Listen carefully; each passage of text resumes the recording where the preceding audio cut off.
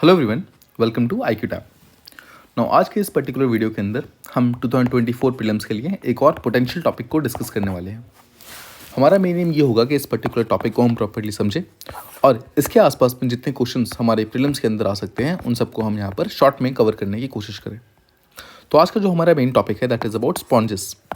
Now sponges basically एक type के aquatic animals होते हैं, ठीक है, मतलब कि जो कि पानी के अंदर पाए जाते हैं, ठीक है। सो ये एक टाइप के मरीन एनिमल्स होते हैं, ध्यान रखिएगा। These are not plants, so sponges are not plants, these are animals. Now ये फाइलम पोरीफेरा से बिलोंग करते हैं। पोरीफेरा को अगर आप ब्रेक करोगे तो एक तरफ होता है पोरी, एक तरफ है फेरा।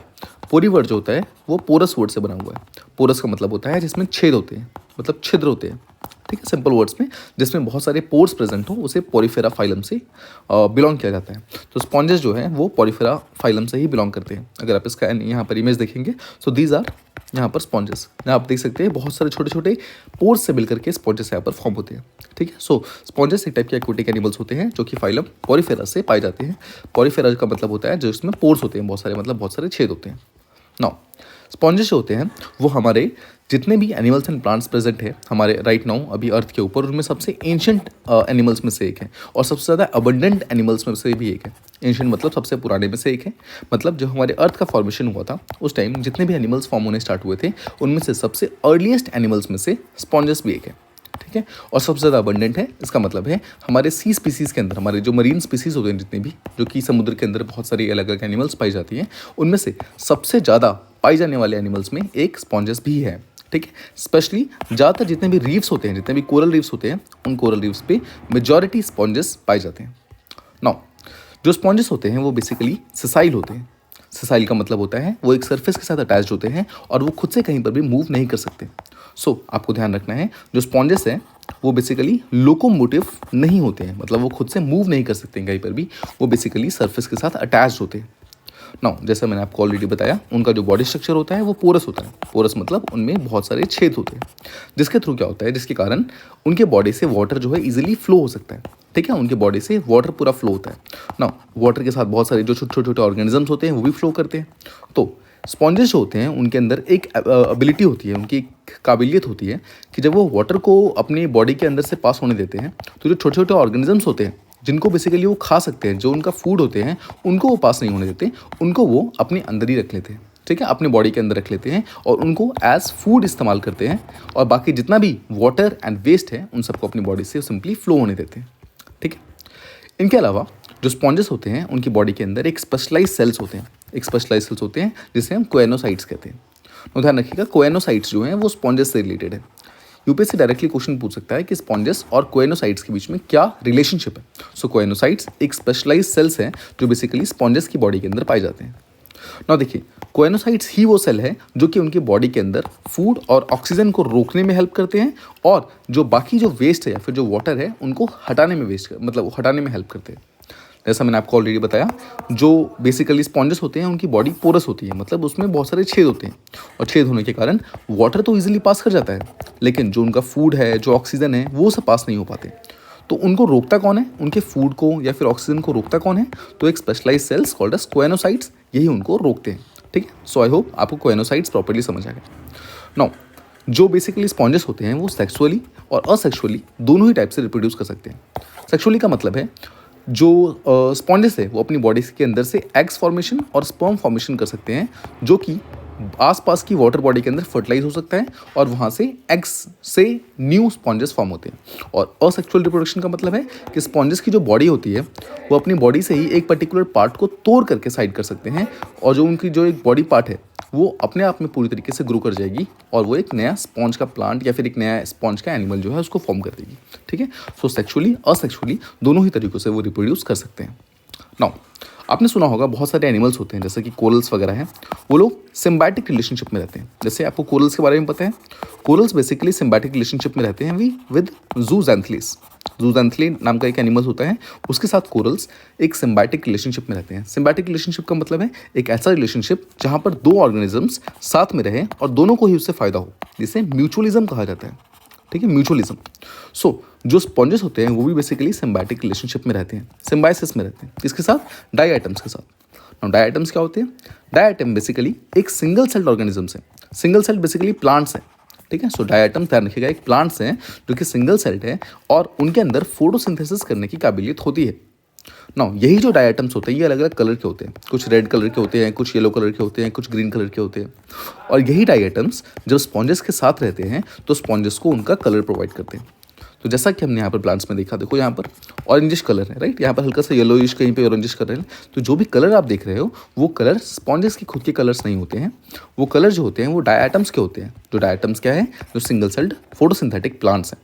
यही डायटम्स जो हैं वो सिम्बाइसिस में बेसिकली स्पॉन्जेस के साथ रहते हैं। तो देखिए जो स्पॉन्जेस है वो बेसिकली डायटम्स को रहने की जगह देते हैं, तो डायटम्स इनके साथ रह सकते हैं और बदले में डायटम जो कि फोटोसिंथेसिस करके फूड को प्रोड्यूस कर सकते हैं, वो बदले में स्पॉन्जेस को फूड प्रोड्यूस करते हैं, फूड प्रोवाइड करते हैं। सो आई होप आप समझ गए, डायटम्स जो है वो स्पॉन्जेस के ऊपर रहते हैं, तो स्पॉन्जेस जो हैं वो रहने की जगह यानी कि हैबिटेट प्रोवाइड करते हैं, और जो दूसरे हैं यानी कि जो डायटम्स हैं वो बदले में स्पॉन्जेस को फूड देते हैं। तो फूड, बिकॉज डायटम्स अपना खाना खुद बना सकते हैं फोटोसिंथेसिस के थ्रू, इसलिए वो खाना शेयर करते हैं स्पॉन्जेस के साथ। अब देखिए जो मरीन स्पॉन्जेस होते हैं, मरीन मतलब जो सी के अंदर पाई जाती हैं ऐसे टाइप के स्पॉन्जेस, अभी तक हमें ऐसा लगता था कि जो मरीन स्पॉन्जेस होते हैं वो बेसिकली ओशन वार्मिंग का उनके ऊपर बहुत ज़्यादा इम्पैक्ट नहीं होता है। मतलब कि अगर हमारा ओशन जो है, मतलब जो हमारा बेसिकली समुद्र है, अगर वो वार्म हो रहा है, उसकी टेम्परेचर अगर इंक्रीज हो रहा है तो उसका स्पॉन्जेस पे कोई भी फर्क नहीं पड़ रहा है, ऐसा हमें अभी तक की स्टडी से लगता था। लेकिन अभी रिसेंट स्टडी से ये पाया गया है, ये हमें मालूम चला है कि अगर लगातार ही सी के अंदर हीट वेव्स आते रहे, मतलब समुद्र का पानी अगर लगातार गर्म होता रहे, तो उसके कारण स्पॉन्जेस के अंदर भी ब्लीचिंग आ सकती है और स्पॉन्जेस की डेथ हो सकती है। ब्लीचिंग का मतलब क्या है? ब्लीचिंग का सीधा सा मतलब होता है कि जो यहाँ पर स्पॉन्जेस के साथ डायटम्स रह रहे हैं, वो डायटम्स जो हैं वो इन स्पॉन्जेस को छोड़कर चले जाएंगे, और अगर छोड़ के चले जाएंगे तो बदले में उनको फूड नहीं मिलेगा, और फूड नहीं मिलेगा तो ऑब्वियसली स्पॉन्जेस की यहाँ पर डेथ हो जाएगी। सो आई होप आप समझ पा रहे हैं कि पहले हमें ऐसा लगता था कि जो स्पॉन्जेस है वो रेजिलिएंट है ओशन वार्मिंग से, लेकिन अब हमें पता चला है कि वो पूरी तरीके से रेजिलिएंट नहीं है। अगर लगातार इसका हीट वेव बढ़ता जाए, मतलब टेम्परेचर अगर इंक्रीज होता जाए ओशन का, तो स्पॉन्जेस भी उसको सर्वाइव नहीं कर सकते। रिसेंट न्यूज़ ये है कि न्यूजीलैंड में लगातार मरीन हीट वेव्स आ रहे थे, मतलब समुद्र लगातार गर्म हो रहा था, ओशन वार्मिंग हो रही थी, जिसके कारण बहुत सारे स्पॉन्जेस में देखा गया कि टिश्यू लॉस हुआ है। टिश्यू लॉस मतलब कि अगेन जो उनकी बॉडी के जो टिश्यूज़ थे वो यहाँ पर टूटने स्टार्ट हो गए, डिकेइंग स्टार्ट हो गई, और इसी कारण स्पॉन्जेस की स्पीसीज़ की, बहुत सारे स्पीसीज़ की यहाँ पर डेथ भी हो गई। सो न्यूजीलैंड एक ऐसी कंट्री है जिसने रिसेंटली इस पर्टिकुलर चीज़ को विटनेस भी किया है। नाउ शॉर्ट में डिस्कस करते हैं कि एग्जैक्टली स्पॉन्जेस की इंपॉर्टेंस क्या है सी लाइफ के लिए या फिर मरीन लाइफ के लिए। सबसे पहली चीज़ तो जैसा मैंने आपको बताया, ये पोरस होता है। पोरस होने के कारण ये बहुत ज़्यादा क्वांटिटी ऑफ वाटर जो है अपनी बॉडी से फिल्टर आउट कर सकता है, और साथ ही साथ अपने लिए ऑक्सीजन और फूड को भी यहाँ पर रख सकता है। ठीक है, मतलब उसको फिल्टर आउट करके बाकी पानी को फिल्टर कर सकता है, मतलब पानी साफ करने में हेल्प कर सकता है। दूसरा, छोटे छोटे फूड पार्टिकल्स को यहाँ पर कैप्चर कर लेता है अपनी बॉडी में। जैसे मैंने आपको बताया था, इसमें एक सेल होते हैं कोएनोसाइट्स। कोएनोसाइट्स जो होते हैं वो एक स्पेशलाइज सेल्स होते हैं जो स्पॉन्जेस की बॉडी के अंदर होते हैं, वही हेल्प करते हैं इनको फूड पार्टिकल्स और ऑक्सीजन को कैप्चर करने के अंदर। थर्ड चीज़, देखो पानी के अंदर, ओशन के अंदर अगर बहुत सारा कार्बन यहाँ पर आ जाएगा तो उस कार्बन को भी ये फिल्टर करके सी फ्लोर तक, यानी कि पानी के निचले वाले पार्ट में भेज सकते हैं। अगेन ये कैसे कर सकते हैं? बिकॉज ये पानी को फिल्टर करते हैं और फिल्टर करके साफ भी करते हैं। ठीक है, साफ करते हैं तो क्या करते हैं, बहुत सारा कार्बन को ये वाटर से हटा करके सी फ्लोर में भेजते हैं, मतलब नीचे वाले पार्ट में भेज देते हैं। फोर्थ चीज़, अगर स्पॉन्जेस का लगातार ऐसे ही लॉस होता जाएगा ऑब्वियसली, तो उसके कारण हमारा जो पूरा का पूरा इकोसिस्टम है वो यहाँ पर ख़राब हो सकता है। बिकॉज जैसा आप जानते हैं स्पॉन्जेस एक बहुत ही इंपॉर्टेंट एनिमल्स है, एक्वेटिक एनिमल्स है, मरीन एनिमल्स हैं, जो कि हमारे जो प्लांट या फिर जो एक्वेटिक इकोसिस्टम है उस एक्वेटिक इकोसिस्टम को साफ सुथरा रखने में और उसको हेल्दी रखने में बहुत ज़्यादा हेल्प करते हैं।